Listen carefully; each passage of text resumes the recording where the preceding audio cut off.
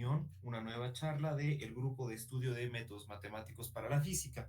Recordamos que, bueno, seguimos en el ámbito de estos temas que no son los temas que se llevan en la currícula que tiene que ver con métodos uno métodos o métodos 3 de la carrera, sino son temas aparte y en ese contexto es que ahora estamos tratando, ingresando y hemos visto un poco de la introducción a la topología, ¿no? En la primera de las sesiones hemos continuado con todo este tema de homomorfismos, etcétera, simplexes, y es así que llegamos a esta cuarta reunión. Entonces, la reunión del día de hoy va a estar a cargo del estudiante Gabriel Romero, un estudiante de la carrera, un estudiante destacado que hoy día nos va a presentar la charla. Entonces, la charla que vamos a tener el día de hoy tiene como título Topología con triangulitos, grupos de homología para complexes simpliciales. Entonces, doy la bienvenida y, bueno, adelante, Gabo, cuando quieras podemos empezar. Muchas gracias, Darío, por la presentación. Denme un ratito, por favor, para que aliste y pueda compartirles la pantalla y demos inicio a la charla.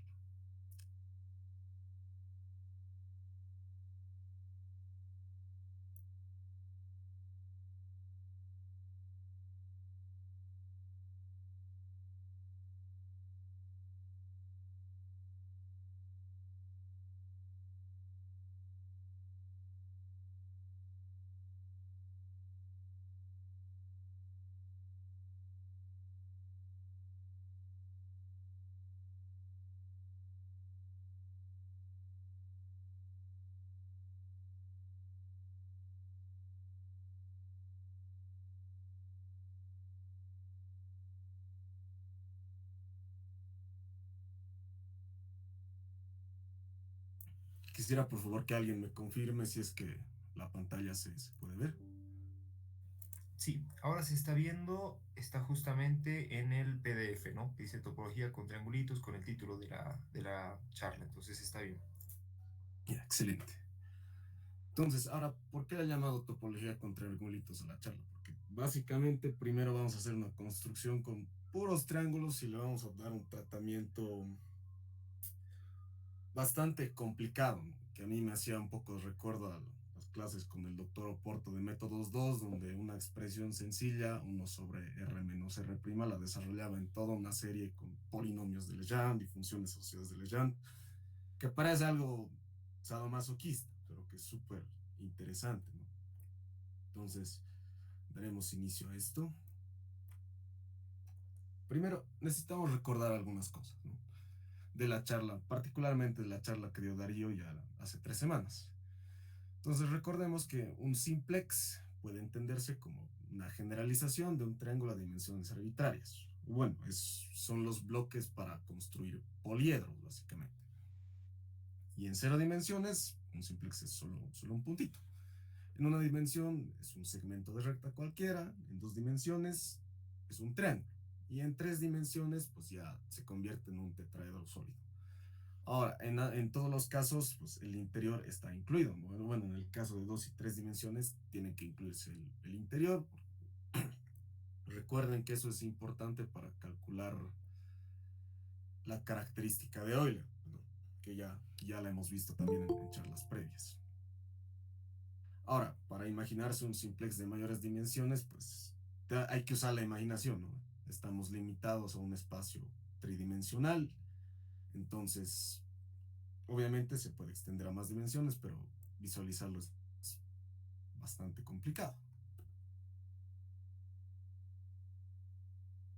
Ahora, algo de notación, igual recordando, para hablar de simplexes eridimensionales, vamos a usar el término R-simplex. En lugar de decir toda esa cosa larga, nos quedamos con algo bastante más cortito. Y un R-simplex puede notarse de esta manera, como lo ven acá, donde estas letras P sub 0 hasta P sub R pues representan los puntos que conectan al R-simplex. Por ejemplo, un dos simples, que no es nada más que un triángulo, se denota de esta forma, ¿no? Un triángulo tiene 3 vértices, entonces estos 3 vértices se los conecta.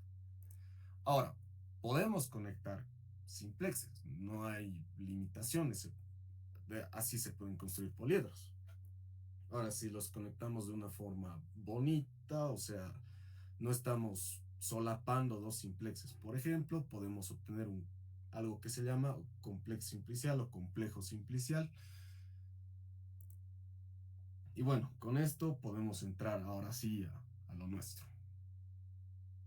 Ahora, es importante darle cierto tipo de orientación a los simplexes, ¿no? Podemos hacer eso, igual que en geometría euclidiana se le da orientación a los segmentos, pues lo mismo podemos hacer en topología para estos simplexes. Ahora, para denotarlos, pues hemos usado este tipo de signos de agrupación, le voy a decir, para denotar simplexes sin orientación, pero para denotar simplexes orientados vamos a usar los paréntesis convencionales, ¿no?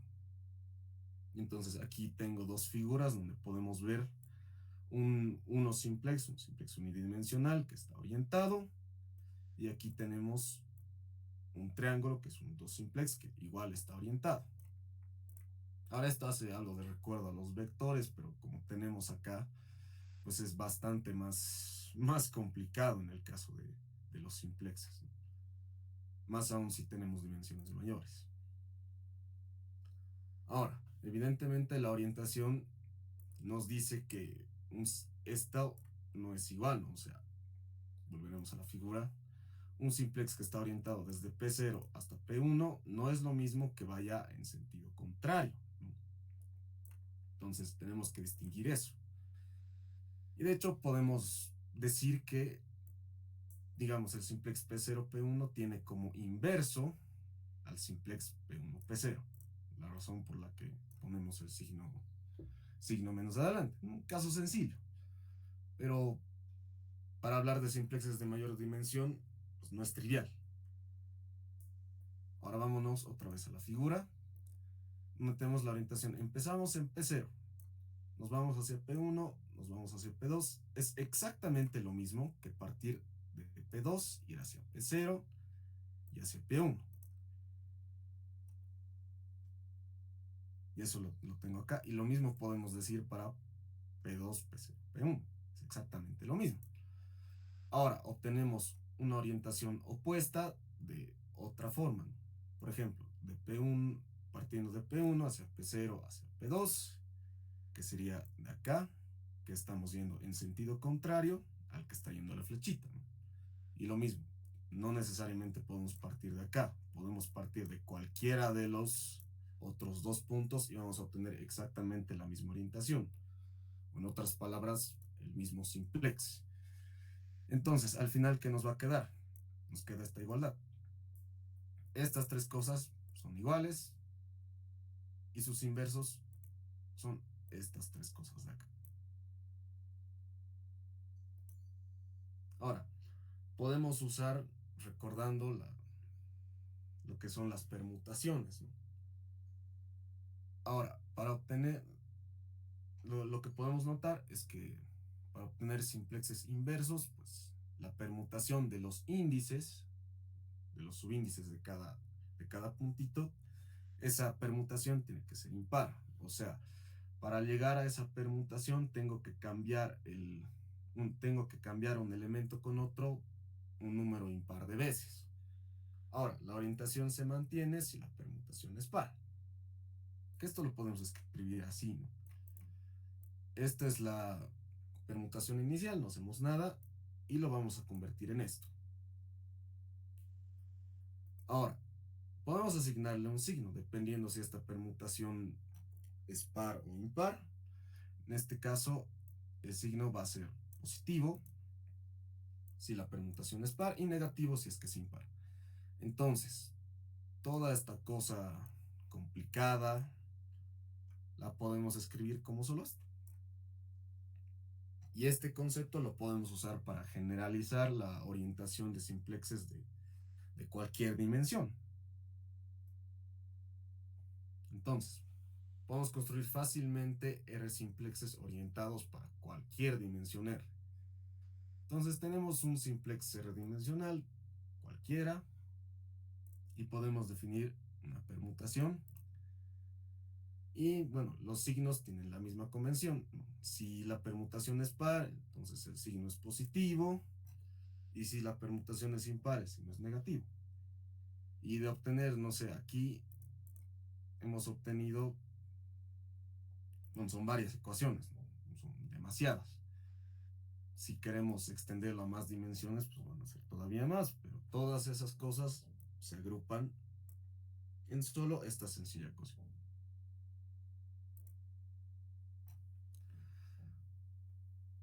Ahora pasaremos a definir ciertos grupos especiales que nos van a ayudar a entrar a los grupos de homologías, ¿no? Hasta ahora, tal cual, lo único que hemos hecho ha sido asignarle orientaciones a triangulitos o generalizaciones de triangulitos en dimensiones mayores, ¿no?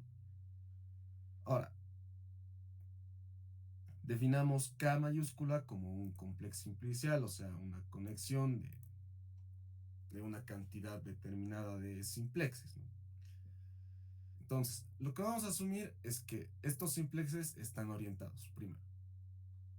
Y vamos a definir el grupo de las R cadenas de K como un grupo abeliano libre. ¿Qué quiero decir por grupo abeliano libre?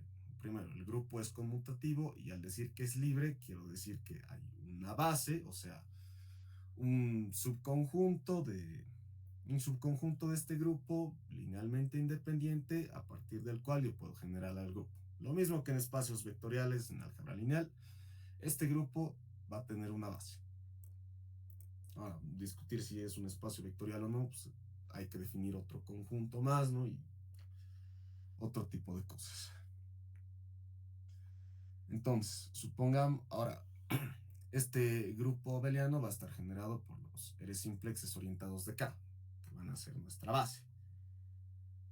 Y sus elementos los vamos a llamar las R cadenas. Ahora, ¿cómo las vamos a expresar? Supongamos que hay este número de simplexes en K. Cada uno lo vamos a denotar de esta forma. Pueden ser unidimensionales, pueden tener cero dimensión, bidimensionales, lo que quieran. Entonces, un elemento de este grupo de las R cadenas puede expresarse como una suma, una combinación lineal cualquiera de estos simplexes. Ahora acá, esto, en este caso, pues necesariamente tiene que ser entero porque tenemos un número contable de simplexes, ¿no? Luego, ¿cómo verificamos que es un grupo? Entonces definiremos dos cadenas. Y ahora acá, ¿qué es lo que va a suceder?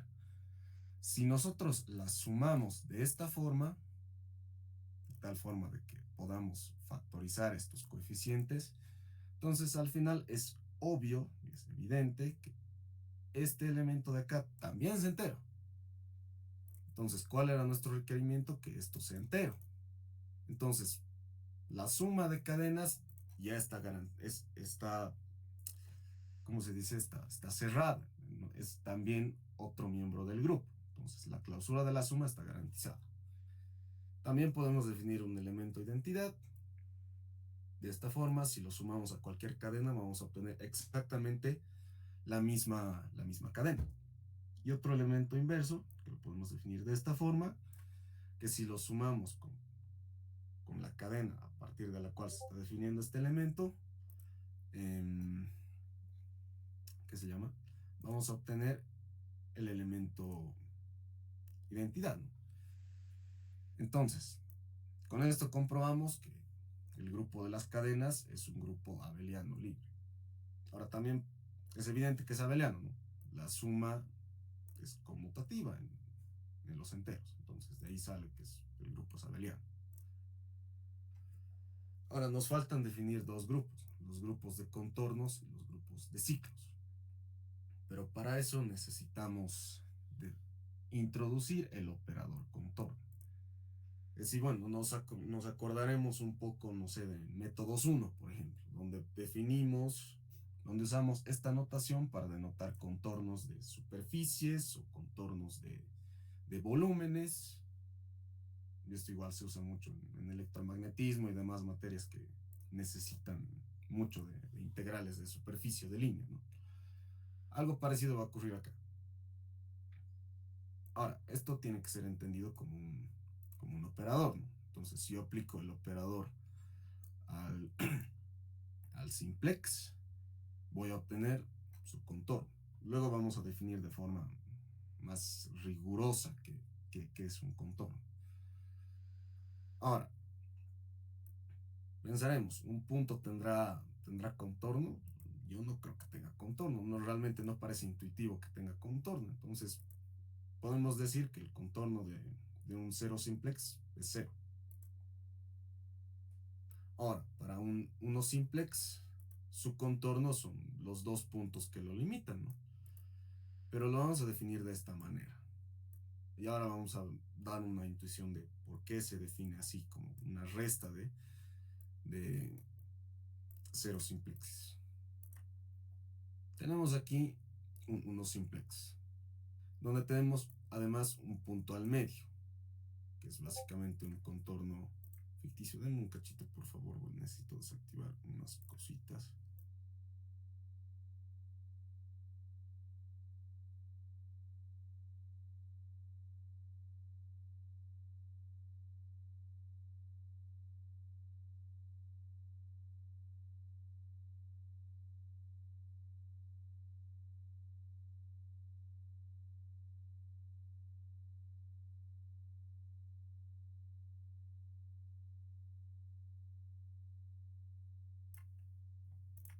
Ahora sí, ¿se puede ver la pantalla otra vez? No sé si alguien me puede ayudar con eso, por favor. Sí, ahora se está viendo. Ya, súper. Entonces, continuaremos donde estamos. Teníamos uno simplex, un segmento que lo vamos a dividir en dos simplexes. Por eso tenemos acá un punto P1, que va a ser un contorno ficticio. Entonces, el signo negativo que habíamos puesto en esta definición tiene que ver con la orientación. Tenemos un simplex que lo dividimos en dos. Tenemos acá uno y otro simplex que forman a todo el simplex que se muestra en la figura. Ahora, evidentemente, su contorno son estos dos puntos, ¿no? Por eso, básicamente, ahí está. Entonces, este también tiene que ser el contorno de la suma de estos dos simplexes en los que hemos dividido el simplex original. Ahora, si definimos esto de esta forma, sumando los ceros simplexes que son el contorno, entonces vamos a obtener algo que no tiene sentido. Porque, ¿por qué P1 sería el contorno sería el contorno de todo el simplex? Si está, si, es claro que no forma parte del contorno, no es totalmente contraintuitivo. Entonces, pero si adoptamos lo que habíamos puesto acá, esta definición, entonces lo que vamos a obtener es esta operación. Y al final nos da P2 menos P0. Solo tiene los puntos que están realmente en el contorno. Entonces, por eso es que lo definimos de esa forma. Esto pues, no obedece contra la intuición, no tiene ningún sentido que P1 aparezca en el contorno. Necesitamos algo que solo los puntos que realmente se ven en el contorno aparezcan ahí. Ahora, de manera formal, el contorno de un R simplex es una R-1 cadena, o sea, una combinación lineal de simplexes, ¿no? Acuérdense de la definición que hemos dado hace ratito del grupo de las cadenas, que se define de esta forma. Entonces vamos a agarrar todo el simplex y vamos a hacer una combinación lineal así, en donde vamos a hacer desaparecer uno de los puntos. El punto con circunflejo o con sombrerito se omite. Entonces, por ejemplo, si yo tengo un 2 simplex, entonces, ¿qué es lo que voy a hacer? Primero, agarro todo esto y hago desaparecer el primero. Me queda esto. Y dependiendo de cuál elemento esté haciendo desaparecer, le pongo o no un signo menos.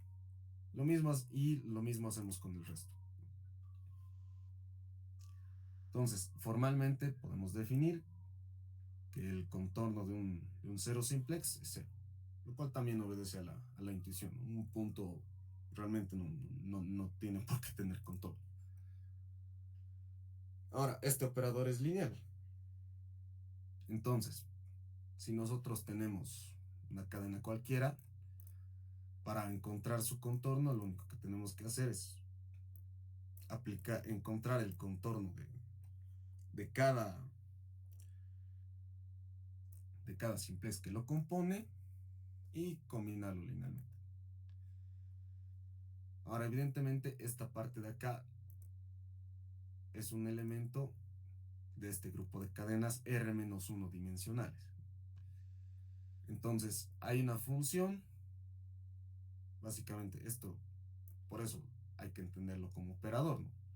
Porque, porque el operador contorno pues, establece una función entre el grupo de cadenas R dimensionales de K y el grupo de cadenas R-1 dimensionales de K. Entonces, por eso es mejor entenderlo como un operador. Y además, puede demostrarse que este operador es un homomorfismo. Ahora, volveremos al mismo complex simplicial K. Existe una secuencia de grupos abelianos libres, o sea, grupos que tienen un conjunto de elementos linealmente independientes a partir del cual se puede generar el grupo, y los homomorfismos que están dados por el operador contorno. Entonces podemos pasar desde cero, que es el elemento identidad del grupo de cadenas n-dimensionales, y aplicamos este operador que está definido de esta forma, ¿no? Que nos lleva de cero al grupo de cadenas n-dimensionales. Aplicamos el operador contorno n-dimensional, nos va a emparejar con el grupo de cadenas n-1 dimensionales. Aplicamos el operador contorno de n-1 dimensional y vamos a llegar así sucesivamente hasta que llegamos al cero otra vez. Es una secuencia.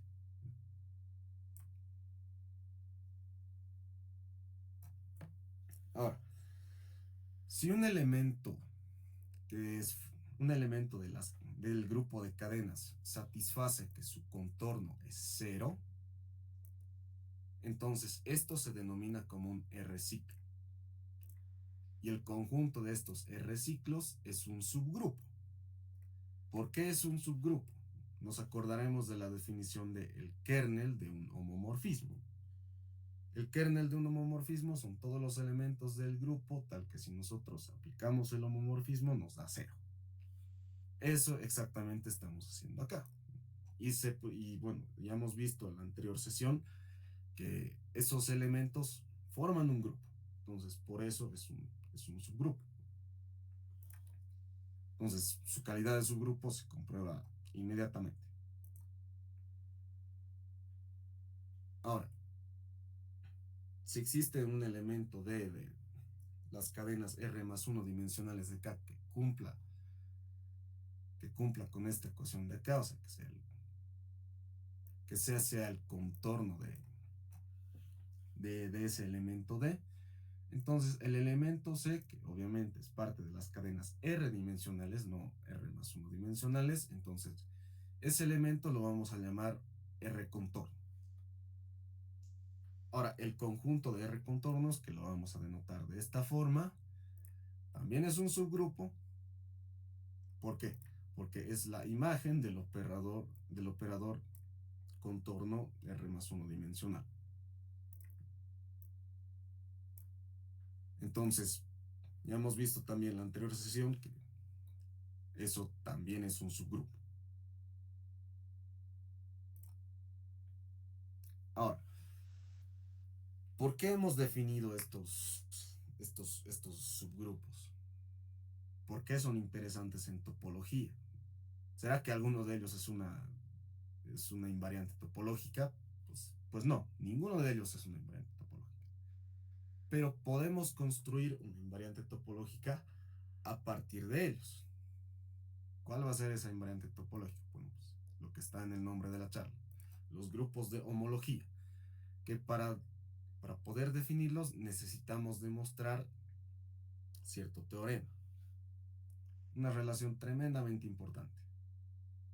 Primero, necesitamos un lema, que si nosotros componemos el operador contorno R dimensional con el operador contorno R más 1 dimensional, que obviamente su dominio es esto y su imagen es este conjunto, entonces obtenemos lo que se conoce como un mapa cero.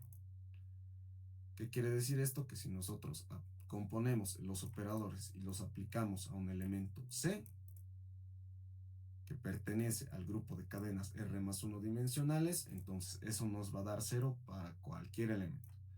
Ahora, este lema no lo voy a demostrar, pero no es complicado hacerlo. ¿Cuál es el teorema? Que si nosotros tenemos ambos subgrupos, ¿no? Los grupos de R ciclos y R contornos del grupo de las cadenas de K, entonces lo que obtenemos es que el grupo de los R contornos es un subconjunto del grupo de los R ciclos, lo cual de hecho es bastante intuitivo de pensar, ¿no? Podemos pensar un ciclo como algo que está cerrado y pues nuestra intuición nos dice lo mismo, un contorno necesariamente tiene que estar cerrado. Entonces, por eso de forma intuitiva podemos ver que necesariamente como los contornos necesariamente tienen que estar cerrados, entonces este subgrupo tiene que ser un subconjunto del subgrupo de los R contornos. Ahora, ¿cómo lo podemos demostrar?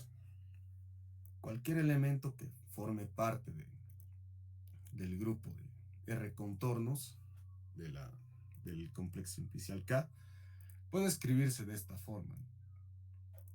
Eso por definición de este grupo. Ahora, si nosotros queremos hallar como tal el contorno de esto, por el lema que hemos definido anteriormente, vamos a encontrar inmediatamente que es cero. Entonces podemos concluir que el elemento C pertenece obligatoriamente al grupo de los R ciclos de K. Entonces el teorema tiene que ser verdadero por eso. Ay, estoy avanzando bastante rápido ahora que me doy cuenta. Pensé que me iba a tomar bastante más tiempo. Entonces, ahora volvamos a la pregunta que nos habíamos hecho antes. ¿Por qué nos interesan estos grupos? ¿Por qué son importantes en topología? Se puede ver que ninguno de ellos es una invariante topológica, pero podemos construir. ¿Cómo lo vamos a hacer? Tomemos otra vez acá un complejo simplicial de n dimensiones. Entonces, a partir de esto podemos definir el Résimo grupo de homología H sub R de K. Aquí me falta la n. Esto es 0 menor o igual que R menor o igual que n. Mil disculpas por el error. Que está asociado con K de la siguiente forma. Entonces, H sub R es el grupo cociente del grupo de los ciclos y el grupo de los contornos. Entonces, básicamente, los elementos que realmente nos interesan para construir esta invariante topológica son los elementos del grupo de los ciclos que no son contornos. Esos son los más importantes. Ahora, como el grupo de los contornos es un subgrupo de del subgrupo de los ciclos, entonces los grupos de homología están bien definidos. No tenemos ningún inconveniente con eso. Para que esto esté bien definido, pues este tiene que ser un subgrupo de este, ¿no? Y es obvio que como ya hemos establecido que esto es un subconjunto del grupo de los ciclos. Entonces, y también es un grupo. Entonces, es un subgrupo del grupo de los ciclos. Entonces, también nosotros se puede demostrar que es bastante difícil hacerlo. Yo no he encontrado forma de hacerlo. Es que el conjunto de clases de el grupo Résimo de homología es el conjunto de clases de equivalencia de reciclos. Y aquí es donde la charla de Denis es súper importante porque tenemos que acordarnos de lo que son las clases de equivalencia, ¿no? Nosotros definimos una relación de equivalencia entre dos conjuntos y la clase de equivalencia es simplemente el conjunto. Tomen un elemento y su clase de equivalencia va a estar dada por todos los elementos dentro de ese conjunto que sean equivalentes a ese elemento que han tomado. Entonces, esta es otra forma de escribir al grupo, a los grupos R decimos de homología. Entonces, en este caso, a estas clases de equivalencia las vamos a llamar clases de homología. Y además van a estar en la misma clase de equivalencia si es que se obedece a esta relación. O sea, si nosotros tomamos a un R ciclo y lo restamos y lo sumamos con el inverso de un R ciclo, de otro R ciclo Z', entonces eso tiene que ser un contorno. Y en ese caso, lo que se dice es que Z es homóloga a Z'. Y bueno, esta es la notación clásica dentro de matemática, más que todo para denotar que un elemento es equivalente a otro.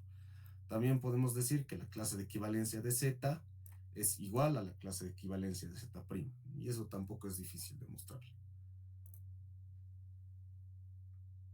Ahora, un teorema que pues no lo voy a demostrar acá, porque además es tremendamente difícil hacerlo, se necesita matemática mucho más avanzada, que bueno, en nuestro caso, como somos físicos, pues no tenemos ni la formación ni el conocimiento necesario para poder hacerlo, entonces lo vamos a asumir como verdadero sin demostración.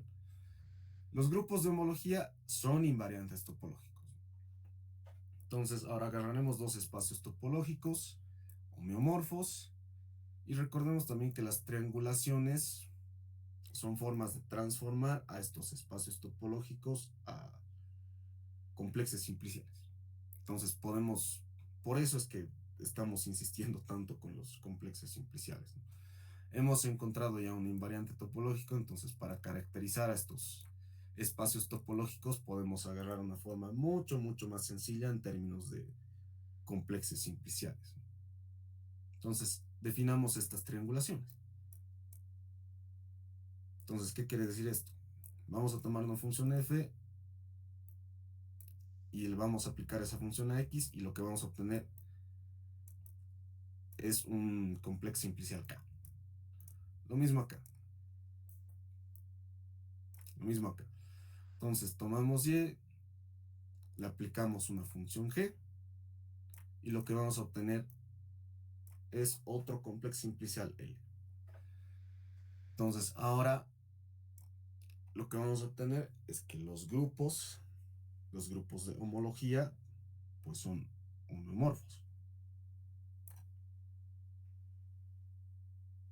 Ahora, podemos hablar de grupos de homología de algún espacio que no es necesariamente un poliedro, pero podemos triangularlo a un complejo simplicial K.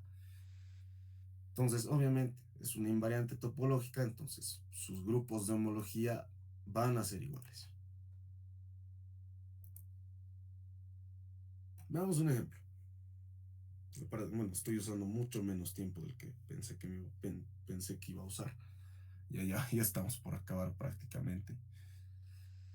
Entonces, aquí igual mil disculpas, no sé qué ha pasado con mi látex, que no he podido colocar acá unos corchetes. Vamos a definir un complejo simplicial K con estos simplexes, ¿no? Tenemos tres cero simplexes y otros tres unos simplexes. Que si se dan cuenta, esto es básicamente lo mismo que un triángulo. Entonces, si conectamos a estos tres unos simplexes, lo que vamos a obtener es un triángulo. Para eso volveremos a la figura que tenía casi al inicio, donde vamos a observar exactamente ese complejo simplicial que hemos definido. Tenemos estos tres estos tres unos simplexes y tenemos también tres ceros simplexes.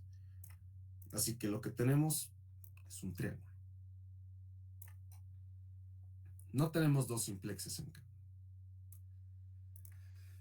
Entonces, inmediatamente, el contorno va a ser cero. El grupo de los contornos va a ser cero.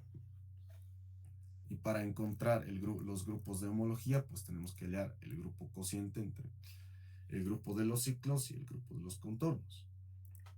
Ahora, como el grupo de los contornos es cero, entonces esto va a ser igual al grupo de los ciclos. Eso es trivial de demostrar. Ahora, podemos escribir este grupo, los elementos de este grupo de esta forma, como una combinación lineal de estos unos simplex. Ahora, obviamente, los coeficientes que lo acompañan pues tienen que ser enteros, ¿no? Ahora, por la definición de este grupo, del grupo de los ciclos, pues su contorno tiene que anularse, ¿no? Entonces, sacamos el contorno y usamos la definición que habíamos usado ya hace unas bastantes diapositivas, donde el contorno de uno simplex es simplemente la diferencia entre este punto y este punto, que son ceros simplexes. Entonces sacamos su contorno, lo reorganizamos y esto tiene que ser igual a cero. Y esto solo se va a cumplir si I es igual a J igual a K. Entonces al final lo que vamos a obtener es que vamos a poder factorizar J y K porque son iguales y al final solo nos va a quedar esta expresión, ¿no? Multiplicamos a la suma de estos simplexes por I. Ahora evidentemente I tiene que ser entero, ¿no? Ahora es claro que este grupo es isomorfo a Z, o sea, hay una función continua, invertible, entre Z y este grupo. Ahora, para hallar H sub 0 es algo un poco más difícil de hacer. Entonces, el grupo de los ciclos es igual al grupo de las cadenas cero dimensionales. Esto no es nada difícil de demostrarse. Y luego podemos escribir el grupo de los contornos cero dimensionales de esta forma.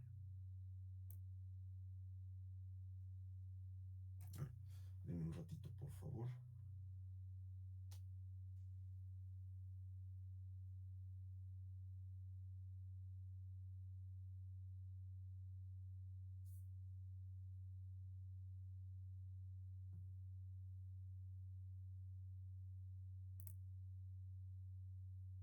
Ahora, de dónde sale que podemos escribir el contorno?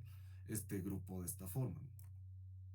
Si nosotros tomamos un elemento del grupo de las cadenas, como queremos obtener el grupo de los contornos cero dimensionales, tenemos que tomar todos los elementos del grupo de cadenas cero dimensionales que sean contorno de alguna cadena unidimensional. Entonces, de forma general podemos escribir ese contorno así.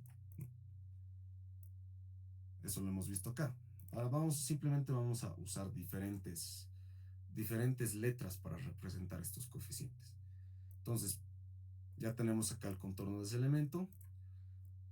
Lo llevamos acá, nada más.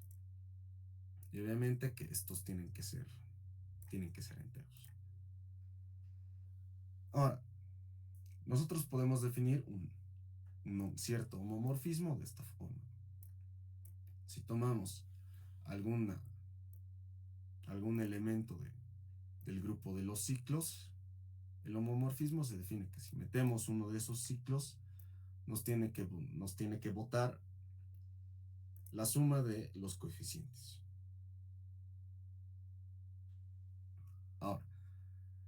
Es bien sencillo demostrar que el grupo de los contornos es el kernel de de este homomorfismo. Entonces, ahora, hay un teorema que nos dice que el cociente entre un grupo, cierto grupo G y el kernel de cierto homomorfismo G minúscula es homomorfo a su imagen. Aquí va el error de typeo, disculpas. Entonces, luego, no hemos hallado explícitamente el grupo de homología, el cero dimensional, pero sí hemos encontrado algo tremendamente importante que lo comparte una clase muy grande de complexes simpliciales, que es homomorfo a los enteros.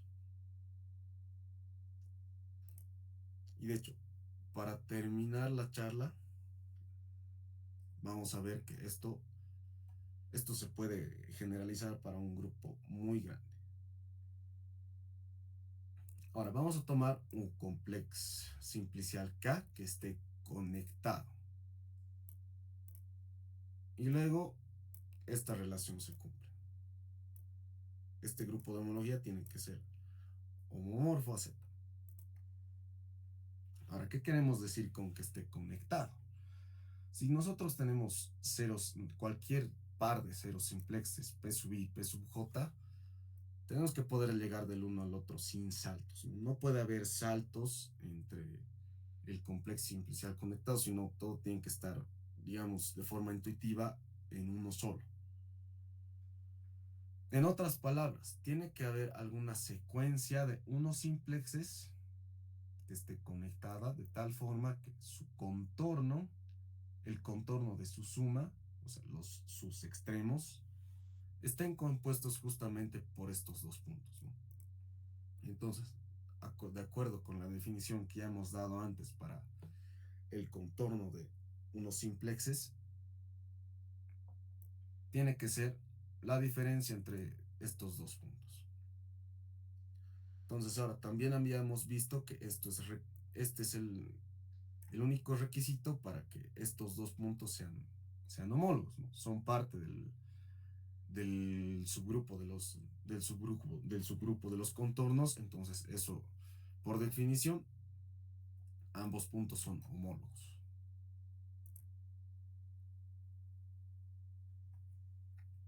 Ahora, supongamos, definamos a Z como la combinación lineal de estos ceros simplexes. Y además esto es parte del grupo de los ciclos, ¿no? Evidentemente porque es un contorno. Entonces, ahora vamos a llamar como I sub 0 al número de ceros simplexes en K. La clase de homología, que se denota de esta forma porque es una clase de equivalencia, podemos ver que se va a generar por un solo punto. Entonces, ahora, este evidentemente no es un argumento para nada formal. Llevar la clase de equivalencia en una suma directamente a este elemento, que es el único que es parte de los grupos que nos interesan. Pero acá nosotros podemos elegir cualquier I, porque toditos, entre ellos, son homomorfos, ¿no? Pertenecen a la misma clase de equivalencia. Entonces, este I puede ser 1, puede ser 2, puede ser 0, lo que se nos dé la gana. Y esto es importante. Ahora vamos a definir de esta forma un conjunto de unos simplexes en K. Con I1 va a ser siendo el número de unos simplexes. Ahora, por definición, el, el grupo de los contornos cero dimensionales es la imagen del operador contorno unidimensional. Que si nosotros hacemos ese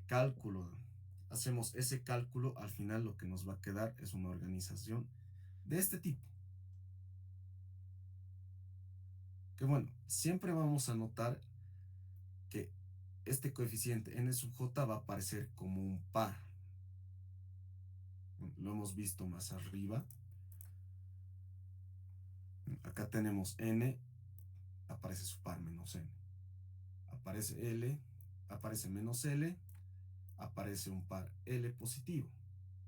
Aparece M y aparece su par M negativo. Entonces, eso va a ocurrir para cualquier dimensión, o para cualquier combinación lineal de unos simplexes. Entonces, ¿eso qué nos quiere? ¿Eso qué nos va a decir? Perdón, mil disculpas, al parecer he repetido eso en ambas diapositivas. Entonces, al final, si Z es parte del conjunto de contornos cero dimensionales, entonces, como aparecen en pares, la suma de estos coeficientes va a ser cero. Ahora, si nosotros definimos otro homomorfismo de forma más o menos análoga a lo que hemos hecho en el ejemplo, algo así, solo que extendiéndolo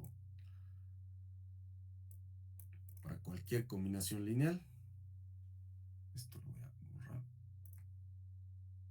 Entonces definimos ese homomorfismo. Metemos un ciclo y lo que nos va a botar es la suma de los coeficientes que tenemos. Entonces, su kernel, como ya hemos visto, su kernel va a ser el conjunto de los contornos. Ahora, bueno, eso tampoco es difícil de mostrarlo. Entonces, luego al final, el grupo de homología cero dimensional, por el mismo teorema que hemos usado en el ejemplo, va a ser homomorfo a Z.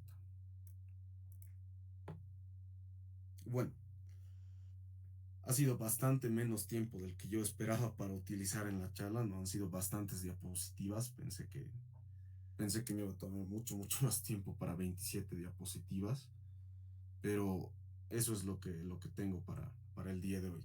Entonces, si alguien tiene alguna pregunta, es bienvenido. Muchas gracias por su atención. Si gustan, también pueden hacer la pregunta en el chat, que o la lee Gabriel, o si no, yo la leo, no hay problema.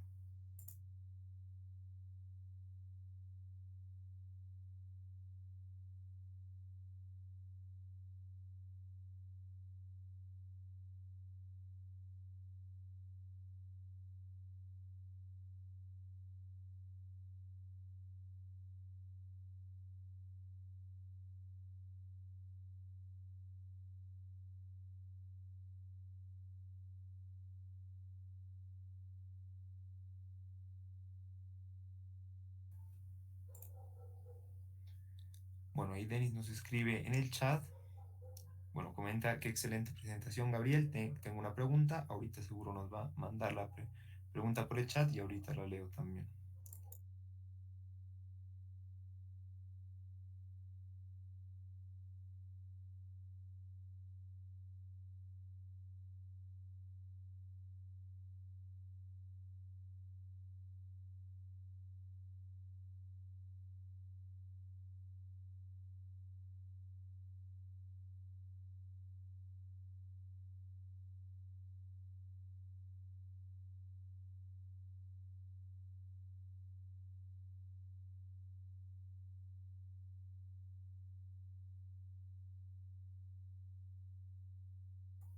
La pregunta de Denis es la siguiente: ¿el grupo de homología tiene alguna interpretación geométrica? Por el momento me imagino que básicamente son dos simplexes que tienen contornos en común. ¿Es así?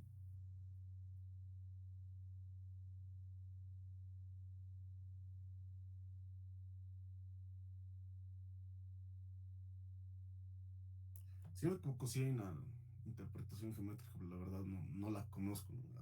Así ¿cómo lo puedo decir? Así viendo simplemente la matemática, pues es algo bastante, bastante abstracto como para obtener cierto tipo de interpretación geométrica solo viendo la matemática. Pero estoy seguro de que sí, de cierta forma se lo puede visualizar.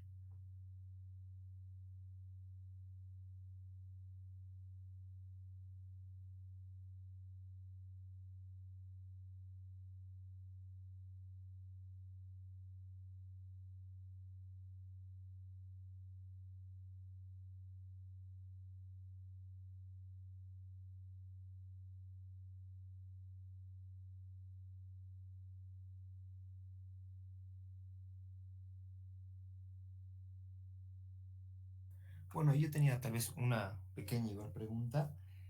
Primero, gracias Gabriel, ha sido una presentación muy buena.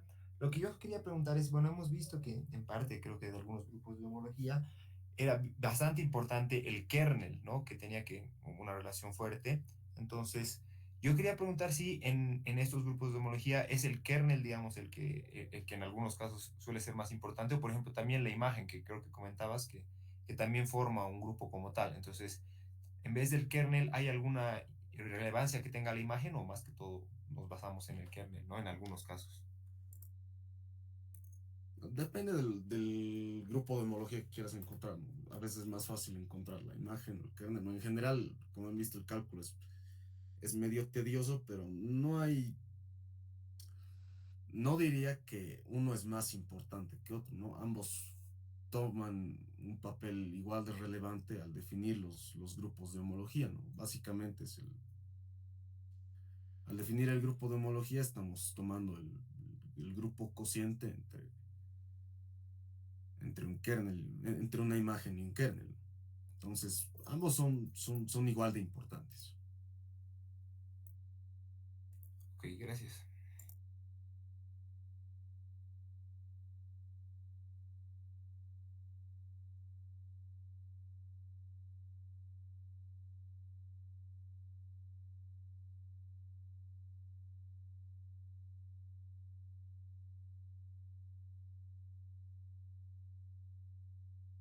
Bueno, aquí hay una pregunta, tal vez no es específicamente la charla, pero bueno, de todas formas la leo, que creo que va a poder responderla Gabriel o si no alguno de los que pertenecemos al grupo. Y la pregunta es la siguiente, ¿no? Dice, ¿pueden volver a mencionar el contenido de las primeras tres reuniones? Esta es el contenido. Entonces, bueno, no sé, Gabriel, si tú quieres hacer un resumen. Sí, no hay problema. Bueno, la primera reunión fue la reunión que estuvo a cargo de Denis y donde se ha hablado de un poco de relaciones de equivalencia y de definir lo que es un espacio topológico. Luego la segunda reunión estuvo a cargo de Mirko, donde hemos tocado invariantes topológicas. Son características demasiado importantes para caracterizar a los espacios topológicos. Y la tercera reunión estuvo a cargo de Darío, donde hemos hecho un repaso general de grupos abelianos y hemos introducido lo que son los simplexes y complexes simpliciales.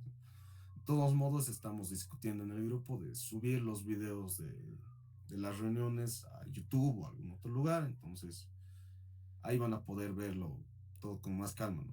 Como han visto, no es algo que se pueda resumir así súper rápido, ¿no? Hay que seguir el desarrollo, las reuniones están conectadas una con otra, si no sabes, si no tienes alguna idea del contenido de una reunión previa, difícilmente vas a poder entender el contenido de la reunión que sigue, ¿no? Entonces es bueno que, digamos, si están interesados en lo que estamos haciendo nosotros en el grupo, pues vayan siguiendo las reuniones, ¿no? De todos modos, como les dije, yo creo que vamos a subir esto, ¿no?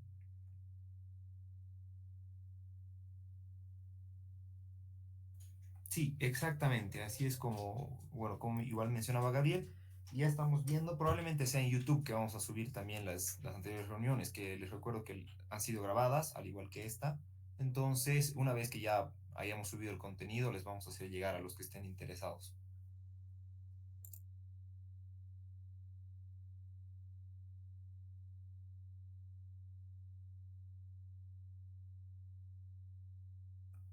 Igual, bueno, ahí aprovecho también de leer un comentario más de Denis, que nos comentaba, dado que definimos la clase de equivalencia como una igualdad entre simplexes, me imagino que podría ser eso, o tal vez dos simplexes que tienen al menos parte de su contorno en común. Bueno, muchas gracias por la presentación y también, si alguien gusta ver también escrito el contenido de las anteriores reuniones, lo pueden ver también en el chat, que justamente Denis también nos ayudó ahí escribiéndolo. Entonces también pueden encontrar ahí el contenido de las anteriores reuniones. Si gustan repasarlo, también por su cuenta, ¿no?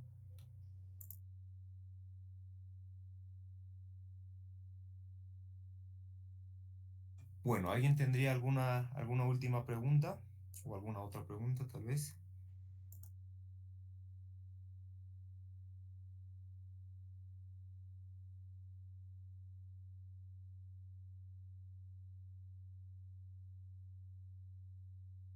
Al parecer ya no hay más preguntas, entonces, bueno, primero agradecemos a Gabriel por la charla y también obviamente a todos los presentes.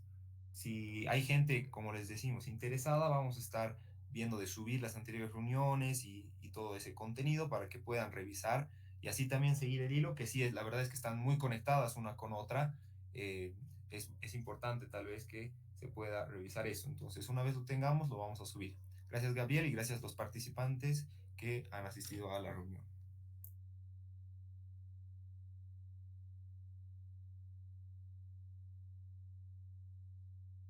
Y feliz aniversario a los que son de la carrera. Y feliz aniversario carrera de física, exactamente. Bueno, hasta luego y ha sido un gusto. Nos veríamos en 3 semanas con el siguiente tema de reunión, el siguiente tópico.